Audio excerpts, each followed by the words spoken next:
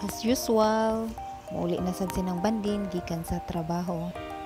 Kanya good mood man siguro sinang banding. Nya karon kay traffic man, tanawan mo mga kabanding hapon na pero sayo pa siya. Kay ang adlaw silak pa man. Uy, akong naabtan ang akong anak nagtanaw og TV, murag naghapon-hapon jud yung tanaw og TV, nagyaka man. Ug ang isa pa jud nako ka anak busy sa iyahang module, ambot ng module ba kani kay nag-headphone man. Ug mga kabandi nako ipakita ninyo, unique kayo niya nga ako ang tanong naa sa ibabaw sa ref. Diba? Kani nga tanom hanging plants ni, pero unique siya, maka-attract siya, pero nganong nakaingon ko nga unique, tanawan ninyo, daghan siyag sa ngano, makanindot ning tanom sa mata, maka murag mungot atong mata sa tanom ba, bisag unsa ka samok atong balay nya, tanawan ninyo akong gisudlan, di ba unique? Sus nakuyawan ko basin makakuha niya akong bana diha niya iyang imnon. Nagtuos siya iyang imnon nun, di ay ito ang akong gitamnan mauna siya.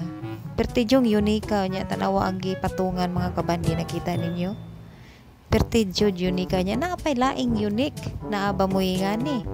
Unique kay sinang bandin gitamnan ni Mama Liling. Ang number 1 ani si Mama Liling. Siya ang nagtanom ana. So gikuha nako, gibutang nako diha sa ibabaw.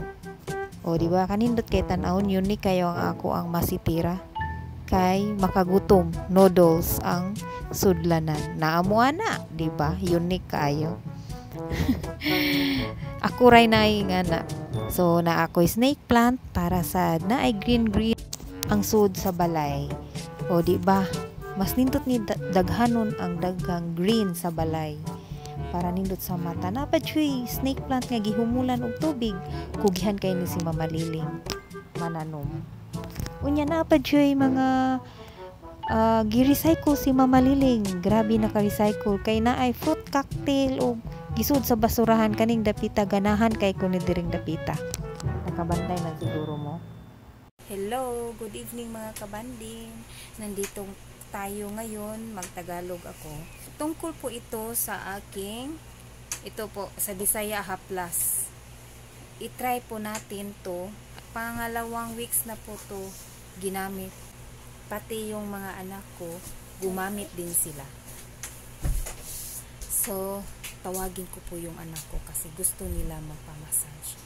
Favorite ng anak ko pag maglagay ako nito sa kanilang dito sa kanilang noo.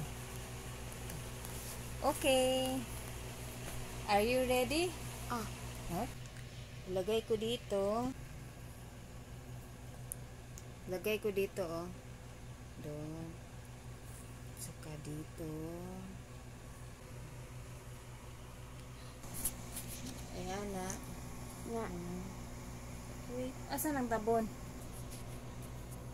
Dito, i-ano siya, i-massage. Massage. Pagkatapos, para makasleep na siya. Ito po yung gusto niya. So, nice? Nice. Oh, sleep na. Good night. Yun. Pag katapos, sleep na sila. Si ate. Tawagin mo si ate.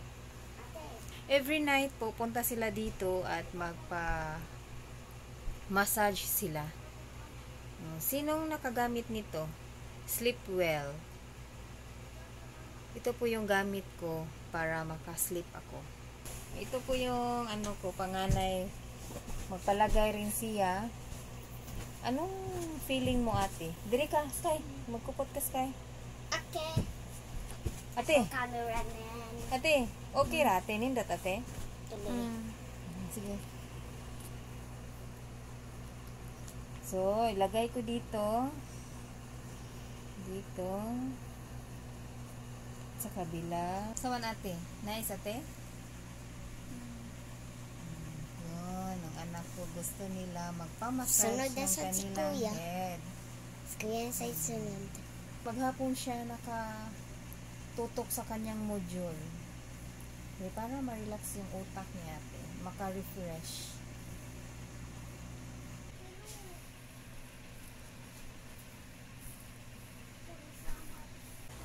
Good night! Good night po. Okay. Binili ko po ito. Meron pong pumunta sa office namin.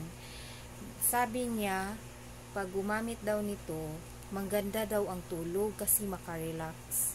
So, tinatry ko naman. At saka, nag-work naman siya sa akin. Ito po. Sino pong nakagamit nito? Okay, hanggang dito na lang. See you on my next vlog. Thank you for watching. Bye-bye. Bye-bye. Nandito pa isang anak ko. Bye-bye. Bye-bye.